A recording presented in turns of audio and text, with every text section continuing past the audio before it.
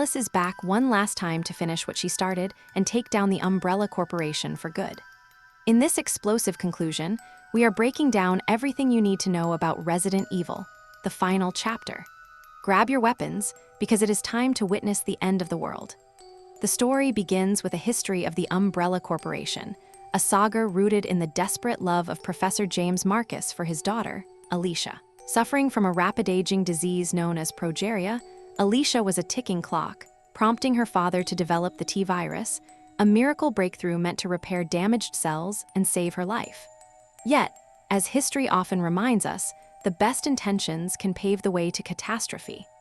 The T-virus quickly evolved from a cure into a death sentence, birthing the undead and plunging the world into a viral apocalypse. It is interesting to note how the film frames the Red Queen's origin story here.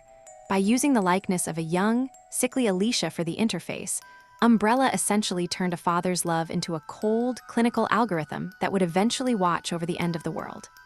After a failed, desperate stand in Washington, D.C., our protagonist Alice finds herself alone in the ruins, only to be approached by the Red Queen herself. The AI makes an unexpected, chilling offer. There are fewer than 5,000 humans left on Earth, and they will all be dead within 48 hours unless Alice returns to the source of the infection, the Hive in Raccoon City, to release an airborne antivirus. Alice is naturally skeptical of the entity that has tried to kill her so many times before, but the Red Queen dangles the one thing Alice craves more than survival: revenge against Albert Wesker for his betrayal in D.C. The AI resets a timer on Alice's wrist, warning that the clock is ticking, and urges her to fix the mistake they both made 10 years ago. As Alice travels toward the ruins of Raccoon City, the narrative shifts to a grim, cult-like encampment. She is captured, restrained, and tossed into the hands of a fanatic force that views the apocalypse as a divine cleansing. Dr. Alexander Isaacs, the man who long ago usurped control of Umbrella, is revealed to be alive and leading this crusade. He views Alice not just as an enemy, but as a persistent bug in his system that has stalled his plans for global annihilation. It is worth noting that Isaac's return here serves as a direct bridge back to the earlier entries of the series, reinforcing the feeling that this truly is the end of the road. Isaacs discovers that Alice was indeed heading back to the Hive, which immediately triggers a paranoid lockdown of the facility. He grows suspicious that Alice knows the truth about the airborne antivirus, a secret he clearly doesn't want unearthed. As Isaacs prepares to interrogate her, the scene highlights the sheer scale of the threat, with a massive armored convoy moving toward Raccoon City and the security levels at the Hive maxed out. The odds against Alice feel nearly insurmountable. Yet, in true Alice fashion, the moment her captors let their guard down for even a second, she breaks free. The section ends on a high-stakes cliffhanger, with the guards discovering her holding cell empty and Isaacs realizing he's lost his only leverage, leaving Alice loose in the wasteland with only hours to reach the Hive and save what remains of humanity. Back at Umbrella headquarters, the command is given to lock down the Hive and prepare defenses as they track Alice's movements toward Raccoon City. The stakes are set. Alice has less than 48 hours to reach the Hive and unleash an airborne antivirus that will wipe out the T-virus once and for all. Meanwhile, in a tense standoff at a fortified settlement, a man named Christian holds a captive at gunpoint, furious that the group didn't kill Alice when they had the chance. Doc manages to de-escalate the situation, injecting Alice with adrenaline to wake her up. It's revealed that Alice arrived in the area after her transport crashed, and she warns the survivors that Dr. Isaacs is approaching with a massive army of the undead. There is an immediate sense of distrust from the group, particularly Christian, who sees Alice as an outsider, but Alice insists that the settlement is a death trap. Umbrella's heavy ordnance will tear through these walls like paper, and her only goal is to secure the antivirus in the Hive. Interestingly, this dynamic highlights a recurring trope in the Resident Evil franchise, where the survivors are often just as dangerous to each other as the monsters they're fighting, a nice nod to the original game's themes of isolation and paranoia. Alice reveals the gravity of her mission to Claire. The antivirus will kill anything infected, which means if she releases it, it will also kill her. Despite the personal cost, she remains resolved, choosing to focus on saving the people at the settlement first. While the survivors scramble to fortify their position using makeshift engineering, like turning a window washer into a defensive tool, Dr. Isaacs tracks their location, eager to finish Alice off. When the massive undead horde finally hits the gates, the battle is chaotic and brutal. Alice orchestrates a desperate defense, using the limited resources and gasoline the survivors have gathered. It is a masterclass in blockbuster pacing. The shift from the claustrophobic tension of the settlement to the explosive, wide-scale siege feels earned because we spent time watching the characters prepare their meager defenses. As the gate is breached, Alice draws the horde away, leading them into a trap. Even as the situation seems hopeless, she remains 3 steps ahead of Isaacs, slipping away while his forces are distracted.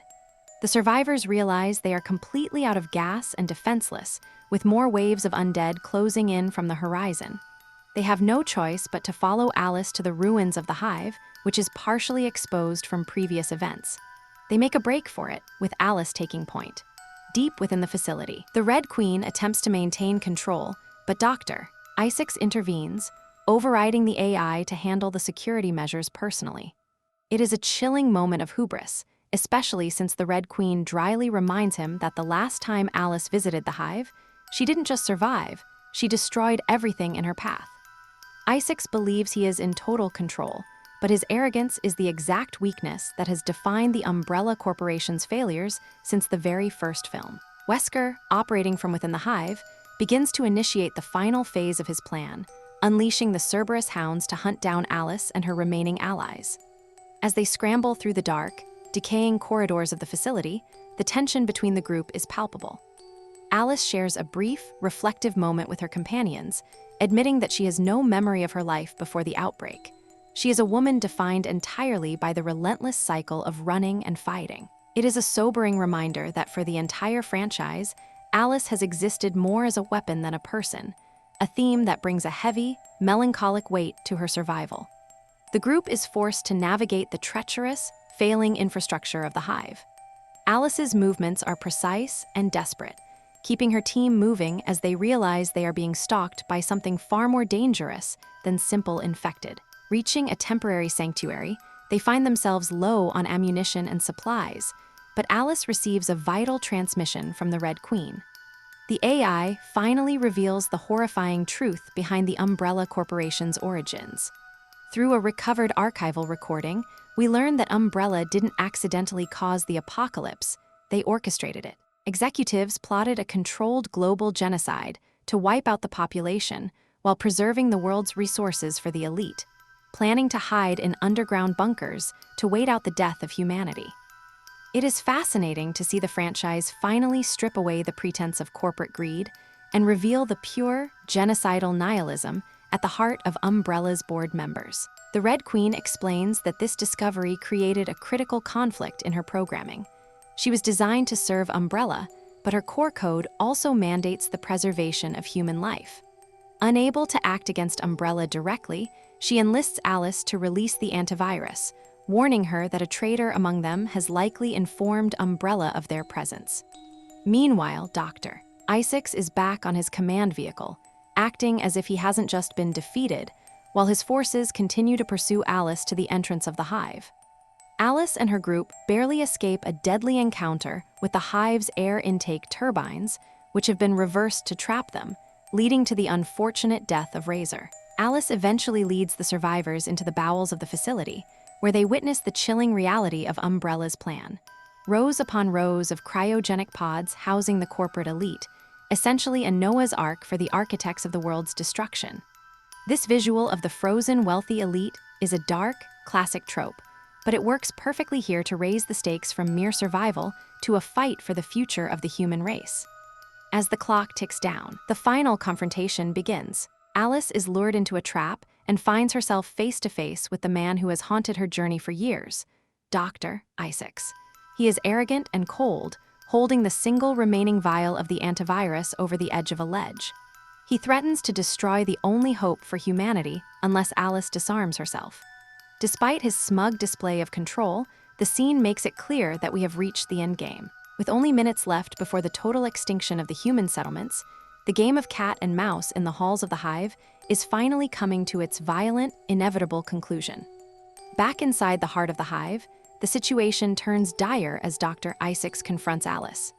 He reveals his true nature, clarifying that the Isaacs Alice had faced previously was merely a programmable clone, while he is the original Alexander Roland Isaacs. It is a chilling reminder of the franchise's recurring theme of identity and the cruelty of the Umbrella Corporation, which treats its greatest minds as nothing more than disposable hardware. Isaacs mockingly dismisses Alice's struggle, revealing that she, too, is a copy. He unveils the real Alicia Marcus, the daughter of Umbrella's co-founder, who is physically frail and suffering from the progeria aging disease. The narrative makes it clear that Alice was created in Alicia's image, but genetically modified to be the healthy, combat-ready version of the woman Alicia could never be. The dynamic between the characters shifts as Alicia takes control, firing Wesker from the corporation and stripping him of his power. It is a moment of cold, calculated comeuppance, though it highlights the tragic nature of these characters, who have all been manipulated by the same corporate machine. Wesker, defeated and desperate, attempts to cling to his allegiances, but Alice remains focused on her singular goal, releasing the antivirus to stop the cleansing of the world. She knows that the antivirus will kill anything infected by the T-virus, herself included, yet she accepts this sacrifice without hesitation. As the timer ticks down, Isaac seizes control of the facility's systems, locking down the exits and cornering the survivors. The tension here is palpable, emphasizing the desperate, ticking clock nature of the film's climax, which feels like a nod back to the original film's claustrophobic atmosphere. Alice engages Isaacs in a final, brutal showdown. In the midst of the chaos, a clone of Isaacs appears, leading to a frantic confrontation where the original Isaacs is killed by his own creation. A fittingly ironic end for a man who spent his life viewing humans as property. With the threat neutralized, Alice succeeds in releasing the antivirus. As the facility settles into silence, she survives, realizing that the serum destroyed only the virus and left her healthy cells intact. The Red Queen explains that this ultimate test, Alice's willingness to die for humanity, was the final proof that she had surpassed her creators. Alicia Marcus, before succumbing to her illness, bequeaths her memories to Alice, gifting her the childhood she never had and the humanity Umbrella tried to engineer away. The Red Queen concludes the history of the world's fall, noting how quickly the T-virus spread through the modern world's infrastructure. But with the outbreak now halted, Alice looks toward the future. It is a poignant conclusion to her arc, cementing her transformation from a corporate tool into the final guardian of the human race.